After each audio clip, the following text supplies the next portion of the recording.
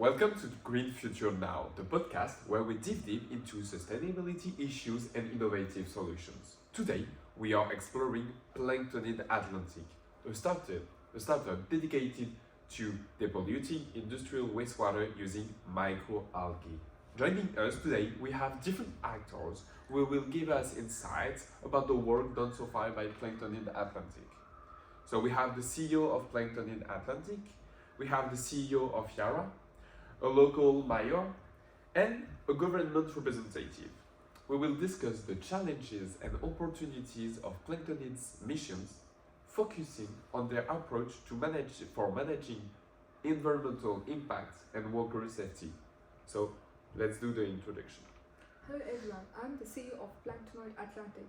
So I'm thrilled to be here and share our vision for a more sustainable future.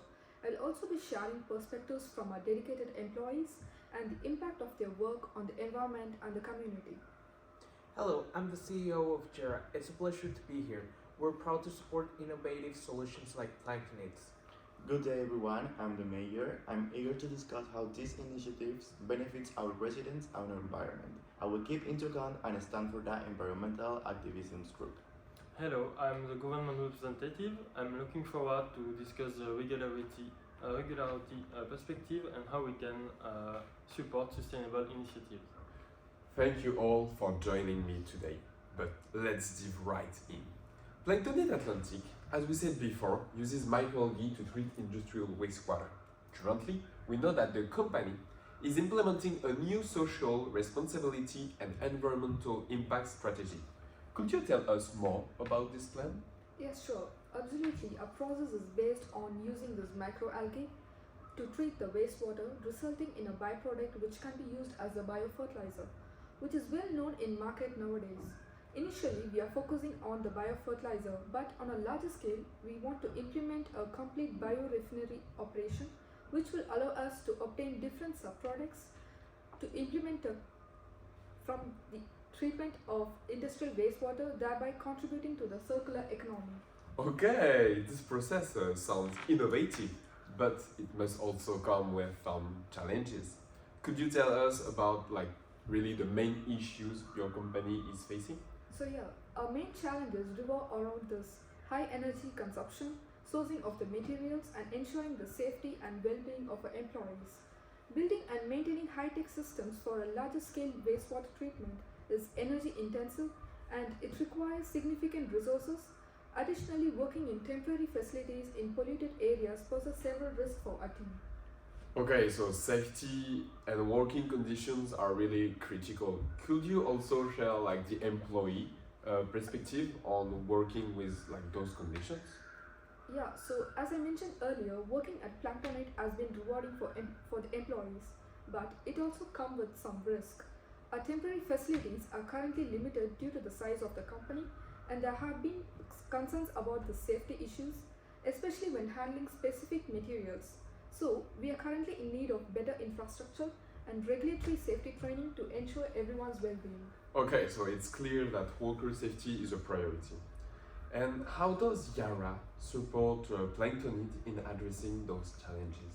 Well, we collaborate closely with Planktonid to provide necessary resources and support. We're committed to improving the infrastructure and ensuring that safety protocols are in place since PEA has great potential in the market. This partnership is crucial for the success of our joint environmental goals. Okay, so that's great to hear. And you, as a representative of the local community, what are your thoughts on Planktonid's initiatives?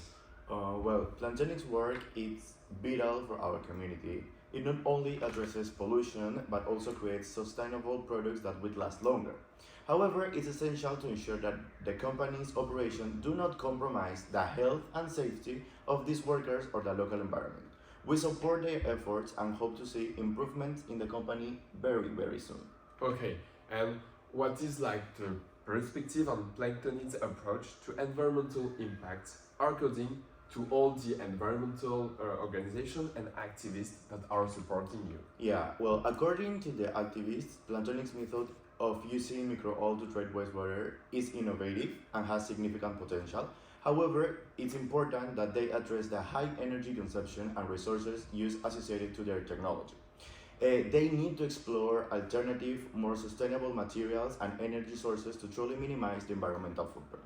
Okay, that's quite logical. Thank you. And from a more regulatory point of view, what measures are in place to support companies like Planktonid Atlantic in their sustainability efforts?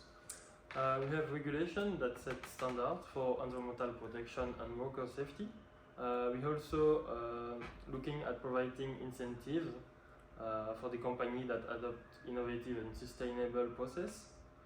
For Planktonid, this means not only complying with existing regulation, but also setting higher benchmark for environmental and social responsibility. Okay, so it's clear that there is a collective effort to support Planktonid's missions. But let's more discuss about like more specific actions. What are your immediate plans to address the issues you have identified? Our immediate focus will be on this reducing the energy consumption and finding more alternative materials for our systems. And we are investing in research and development to explore more sustainable options, which is why our partnership with Yara means so much to us.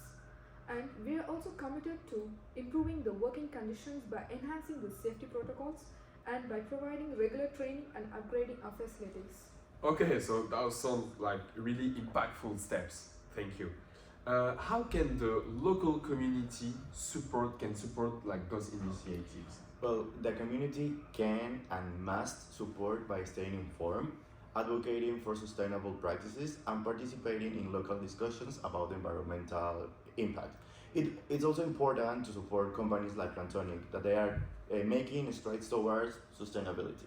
Okay, how we can really ensure that these efforts are effective? First of all, we have to continue monitoring and transparency all of the process related to Plantonic because they are key for us to understand. And Plantonic should regularly report on their progress and engage with stakeholders to ensure that they are meeting their sustainability goals. Collaboration with environmental groups can also provide valuable insights and support. Okay, that's really interesting. Thank you. Do you have any closing remarks from your regulatory perspective? Obviously, we encourage Planktonic to continue innovating and improving their practice. The government will support through regulation, incentives, and by fostering an environment that promotes sustainable development. Okay, so thank you all for this really interesting discussion. It's clear that Planktonid Atlantic has a challenging yet promising path ahead. By addressing energy consumption, improving working conditions, and engaging with stakeholders, they can make a really significant impact for the community. So thank you for joining me today on my podcast Green Future Now. Stay tuned for more discussions on sustainable innovations and environmental solutions. Bye.